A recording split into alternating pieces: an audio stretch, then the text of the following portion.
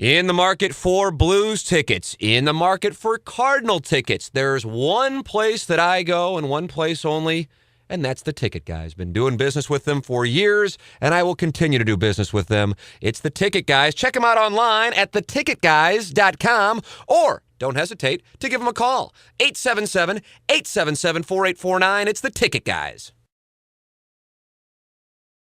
The ITDRoll.com Morning After at Cardinals Spring Training is brought to you by Vogel Heating and Cooling, Charter Communications, Dirt Cheap, Fox and Hound Tavern, The Cheshire, Taco Bell, and Metabolic Meals. Mark McGwire.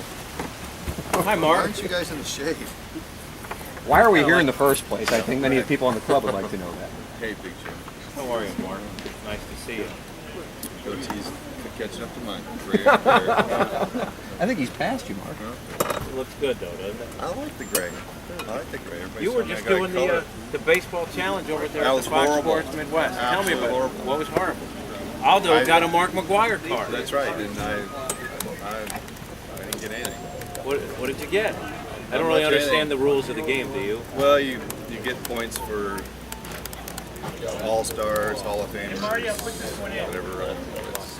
You just went along with it because you're I got a honest. bunch of guys that really old players. Gotcha. So you didn't win. I don't think so. If he got you, then he might have won. I lost. 62 to 52. Well, I got 52 points then. That's pretty good. I thought I only maybe got Breaking news, 5 or forget 6. the Oswald thing. McGwire beat Aldo. Oswald, what? Oswald? Joe Strauss, that's what he was just saying. cool. He's hearing things. He's hearing things. Wow. You guys always Not like it when official. reporters are hearing things. Yeah. You like it when we spread rumors, things like that? Well, the coaches were out of the You don't so really we never care. had- It's good. It's cool to hear. Mark McGwire sitting down with us here on the ITDRoll.com Morning After. The ball players have to be thrilled because what this is doing, Joe, is keeping you from doing your question of the day. That's a good That's a good Do you strategic know move what by the the question coach. of the day is? You know how this guy stands out there in the middle and then And his Orioles orange. and catches players walking out to do their drills and what have you, and asks them an irrelevant question. You haven't seen that. You did last year. Yeah. Kind of a few years. It's become a tradition like no other, like the Masters. Like a recurring rash. Oh, yeah. Those aren't good, are they? No. They itch. Yeah. We're talking rashes with Mark McGwire. I thought maybe we'd segue into baseball, though. One of the happiest guys on the field, the moment the Cardinals won the World Series last year, seemed to be you. And you were so happy in particular for a guy you had worked with and a guy you had worked with also off the field, and that's David Freese. So I want to take you back to October. So many fans are going back to that. It was such a great time.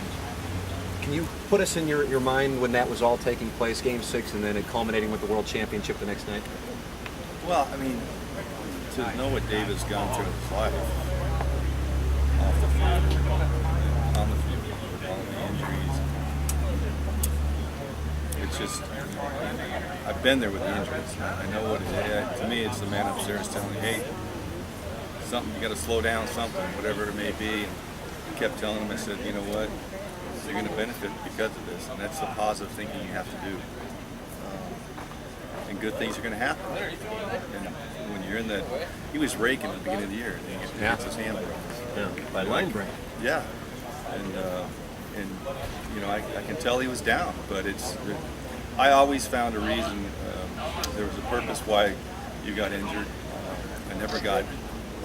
You never know what the purpose is, but I stayed so positive and didn't get down on myself. And that was the thing I was trying to tell David. I said, hey, you know what?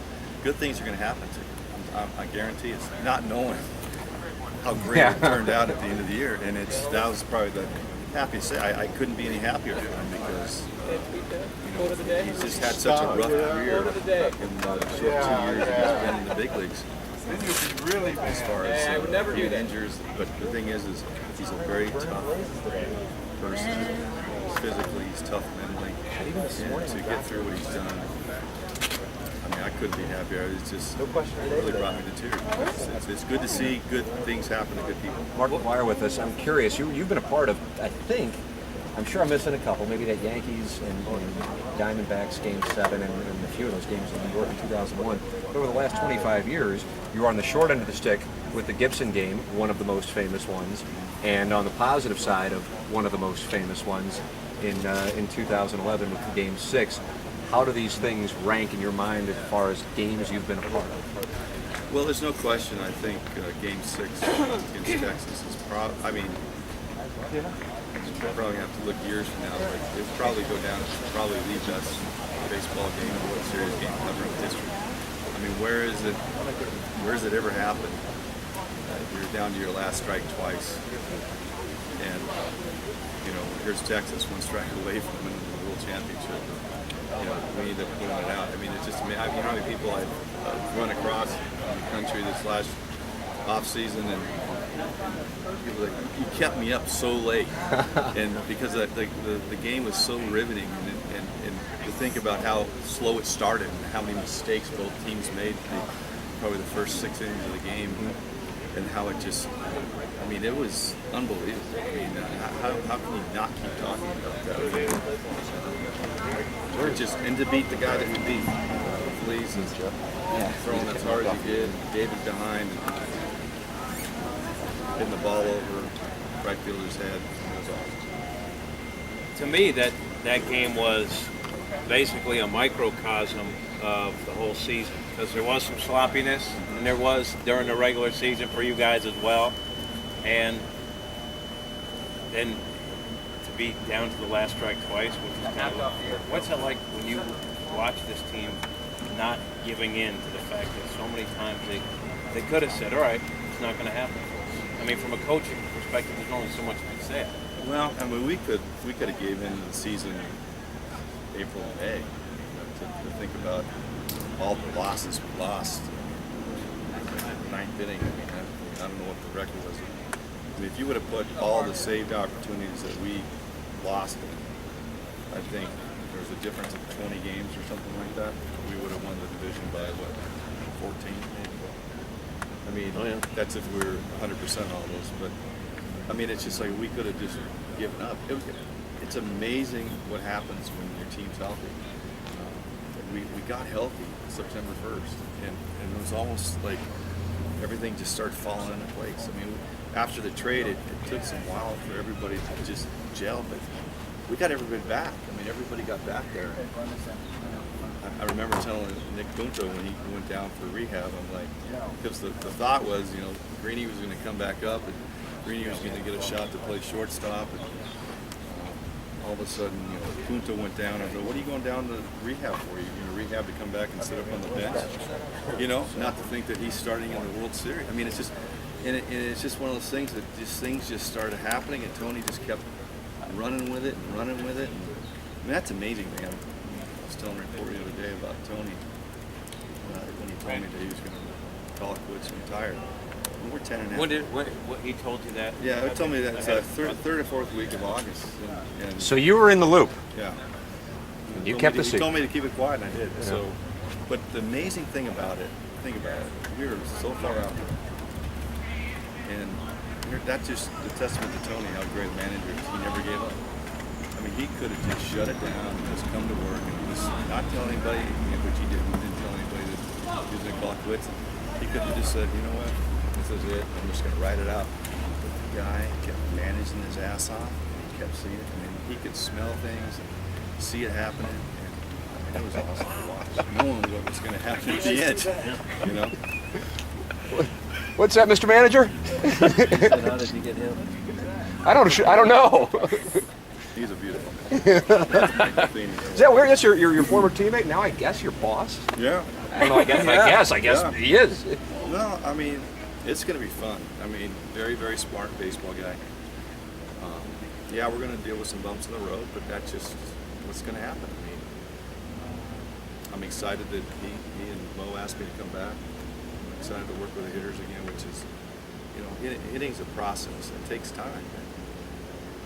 We did well as an offense last year. I know we led the league in all of baseball and double plays, but the thing that I'm very proud of is our hitters, which I stress. I know they get tired of me saying it. You just got to stay in your zone. Stay in your zone. Know what that pitcher's going to do until you work the count.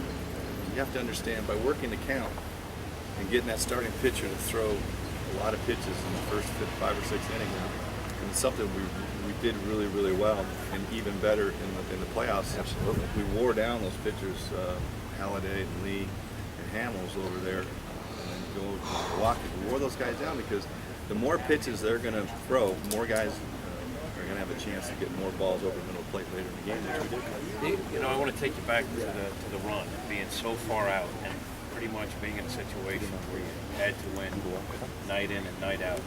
You mentioned Tony obviously having a huge role in health. As you guys got healthier, you guys were able to push the postseason. But for the player to not exhale a little bit after battling at many points this past season, seemingly you guys weren't going to get it done. What does that say about either the leadership inside the clubhouse or the collection of players? I think that's a great question. You have Carp, Albert, gone now, but Matt, Skip, even Wayno, he wasn't pitching, he was in there. They just took over that clubhouse, and it's huge. I mean, it's gigantic. I didn't know about this was players only meeting, but obviously it had a huge effect. The guys just came together.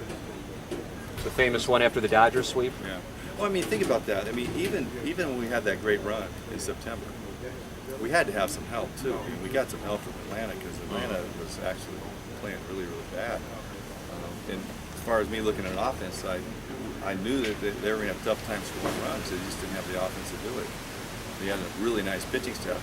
They were starting to get worn down. Both of them were starting. Absolutely. I mean, if you're not scoring runs for your offense, even though I don't care how good your pitching staff is, I mean, it's just going to wear on the pitchers because Gonzalez is going to keep going to the same guys in the bullpen. It's just going to wear them down. And we had some luck. I mean, they lost some games. They lost some games when we lost some crucial games. That was huge. And just won it by one. That's all it took. It's a nice road. I always, I think about it. The fact that they did have that collapse, but part of it to me was also the fact that you guys just kept putting pressure, and then they were the ones that were taking. Yeah, I know, but even though we put pressure, I mean, think about some of those tough losses we had in the last couple of weeks of the season. Yeah, that Mets one, that Cubs one. We could have just went, all right, it's over with. Yeah. But we saw Atlanta lose, and we're like, okay, well, we're down a game, but we didn't lose a game. And I mean, how great is it to go to that last game in Houston and have Carp do what he did? Yeah, there wasn't any drama on that one. And then Carp finishing off in the seventh game. I mean, it was just, it's awesome. That guy's such a bulldog. I mean, we're really blessed in St. Louis to have a guy like that to lead us down. When you get to the World Series, crucial games like that, as a hitting coach, are you now a psychologist as much as anything? Are you still working with the technical parts of hitting? We just get state of the game. I mean, we faced these guys enough. The first two series, but we had a really good idea of what that staff was going to do in Texas, and they had a lot of guys that had nice arms, but they threw a lot of pitches and plays into our hand because it's like the more and more you get these guys to throw the ball, they're not really in one area. They're all over the place, but they're throwing strikes and just work to count. And we just those guys they knew what they were doing. I mean, it was really it wasn't easy as a hitting coach because nothing's ever easy as a hitting coach, but it was just there was a calmness amongst the hitters that they were so confident that they just knew what they were going to do, and they just went out and played. Do you have to approach each guy differently based on maybe their psychology? I mean, Doug said, "Are you a psychologist?" I venture that's a huge part of it. Know when to go to a guy and how to say what you want to say. Yeah, and well, it's one of the reasons why I got into coaching is because I've been there. I mean, I know what it is mentally, what it takes to grind it out for 6 months, especially under pressure. And it's one of those things that I can read a guy pretty good and saying, okay, I just need to back off and not say much, let them come to you, and then there's guys that want you to go to them. But there's never a time ever that every hitter is feeling awesome. There's always somebody struggling. And even in the World Series, JJ, he had a bad thumb. Yachty had a broken thumb. Fricall had a bad thumb. I mean, these guys were battling through injuries in spring training during the World Series.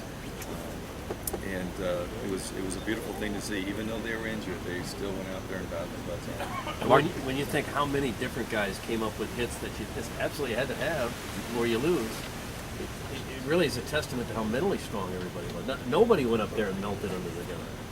And that's great. I mean, that's one of those things I preach, because the mind's the most powerful thing on your body. And we can talk about mechanics all you want. Mechanics have a part to do and be successful, but the biggest thing that's going to get a guy from a good player to a great player to maybe superstardom is that mind. And the mind is so powerful that it's something that these young hitters are really trying to tap into, and I'm really proud of it. Mark McGwire sitting down with us here on the ITDRoll.com morning after 590 The Fan KFNS. Always look forward to this interview every spring training. You've been so kind to spend time with us. I'm curious, you've been very forthright with all of this stuff. When you see your numbers for the Hall of Fame, the votes not really moving in the direction they need to go, what's your reaction? I don't really have a reaction. I mean, it's out of my control. I understand everything. I've confronted what I had to confront 3 years ago. It's out of my hands. There's nothing I can do. That's really. Yeah, no, I understand. But you're human. You'd like to get in, wouldn't you? Everybody would. You know, it's funny. You know, I sit back and I look at how, you know, obviously the media is so much greater today than when I broke in, especially when I was a kid. But I remember growing up, and you know, nobody ever talked about being a Hall of Famer. What you talked about was, like, I think I can be a big league ball player. And so I grew up in the era where Hall of Fame was so far-fetched. Like, why would you ever think that you're a Hall of Fame player, let alone a major leaguer? And I mean, I never thought I would ever get to that position. Obviously, I have the numbers that maybe dictate that, but obviously, something happened where, you know, it's not acceptable, and I totally accept it. There was a time there in 1998 when you might have been the most familiar face in America. You had more eyes on you than probably anybody else in this country, maybe the world. Yeah. How difficult was that to deal with? You ever look back at it? That seemed like a surreal thing that you went through. You know, I thought I dealt with it very well.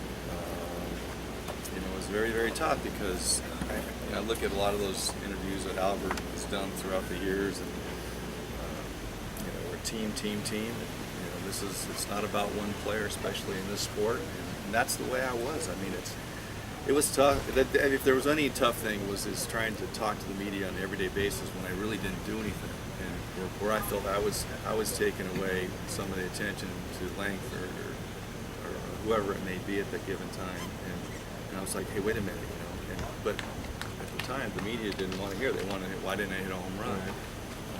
Would have been better if the team had been a little bit better. Would have been Yeah, would that have made it easier if the guys? I mean, you guys were Well, decent, sure. but think not we in the finished, mix. What, 800? We finished Would have been nice. 81 and 81 or Yeah. something like that. So, yeah, that would have been nice. But you know, I mean, I thought I dealt with it the best I probably possibly could, and you know, obviously, if it got to the point of somebody doing it today, I mean, it's going to be an even greater thing. The media thing. I mean, you see what's happening with this insanity stuff. I mean, it's unbelievable.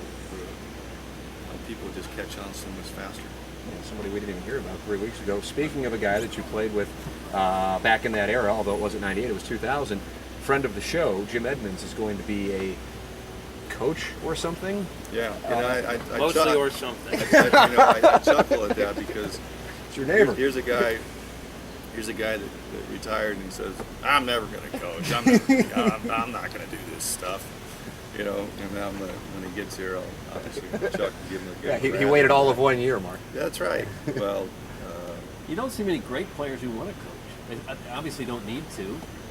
You don't see a whole lot of them that are willing to go through the grind. And Jim did make, I think, a few dollars when he quit.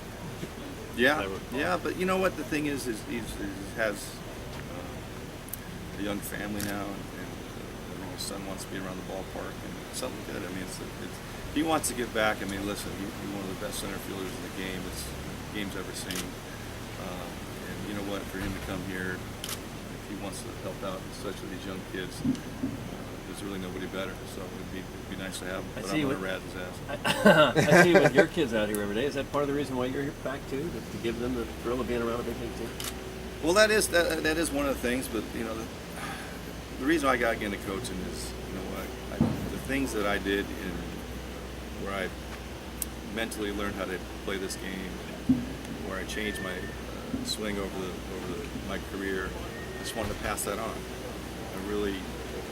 I don't believe that the stuff is passed on through the minor leagues. And that's why I got back in to get back to what I learned as a hitter, and that's really about it. And then my kids are around it and they love it, so they're here for a couple more days and they're gonna go back home. I guess in a sense, while teaching and sharing your knowledge with the players, also John Mabry, who was working with you guys, and I know going into it, he said he has a lot to learn about the coaching aspect. Right. I mean, it's something to learn. I mean, he's got to learn some of the players and watch them and stuff. But John, I love playing with John. And John's a very smart guy. You know, and he's been doing coaching with his kids back home, and actually with Mike. You know, with his team that they had out there in the west county area. And I'm excited to work with him. We've had some great talks about hitting. We're on the same page, which is huge, and that's something that I really don't know why. I think San Diego did it, and Atlanta's doing it, where they're having an assistant hitting coach. It is tough to take on 25 different, 12 or 13 hitters every day, where we can split it up. But the thing is I told him, I said, Mike Aldretti and I had great communication. No matter who you work with, at the end of the day, I would talk to him about, hey, this is what John Jay and I were working with. So John goes to him the next day. Aldo knows, or used to know, now it's Mabes. He'll know what I was working with him, so we're on the same page. You ever get in the cage yourself? Hit? Just start. You could have sold tickets to batting practice. Oh there shoot, I haven't done that. You know, I thought, the first year I got here, I thought I would do a lot of hitting and show guys, but as it turns out, you're in the cage so long, there's no reason for me to take any of this. It's not about me. It's about them. And I just love just giving back, giving my knowledge what I've learned. It is. I mean, you think about it, individual teaching of players. There's only so many fields, even though there's a lot of them here. And Red Chaindeeds was telling me back in the day, they'd have like minor leaguers, and they have one field. Yeah. How could you ever work on Guys hitting? get 10 swings a day. No, 8, he said. 8 swings in about 7 hours. I mean, think about that. Yeah. Unbelievable. I know, and they raked back then too. So what do they say? We're in the cage too long. So, Wearing them out. I know, and those stories are great. Those stories on one field. And he's I still think as sharp as ever. That guy is a miracle. And just to talk to him almost every day and say hi is an honor. Absolutely beautiful. I'm lucky enough, my locker's right next to him here and in St. Louis. I think some of those guys rake so much because the pitchers couldn't possibly have been what pitching is today. Everybody's 6'3", everybody's throwing 92 miles an hour. Yeah. You only see the starter for 6 innings, then the guy comes in throwing 98 miles an hour. It's got to be a lot harder now than it's ever been. It is. It's back then you'd see the starting pitcher maybe twice a week at least, you know what I mean, or in the series, and today it's like you might not see the starter, you might see him in April and not see the guy in September. Yeah. And especially with the setup guys, middle guys, and the stoppers today, that's a tough task. And these guys, it's a lot of work. It's a lot of work, and that's where it's a mind game. And, it's not about a physical, mechanical thing. This is where it's a mind game where these young hitters, even the veterans, have to have a game plan against every one of these pitchers that come in the game. Yeah, if you're a big left-handed hitter like Ryan Howard, you don't see right-handed pitching past like the 5th inning. Right. You get 1 or 2 at-bats a game against a right-hander if you're lucky. Yeah. That's why we got Zip. Zip. He doesn't care. Yeah. He doesn't care if you don't get the name. That's right. Well, Mark, we always are grateful when you sit down. We look forward to it every spring, and thank you very much for coming on the You're show. welcome. As Thanks always, for having me, guys. we Thanks, appreciate Mark. it. That's Mark McGwire with us here on the ITDRoll.com Morning After.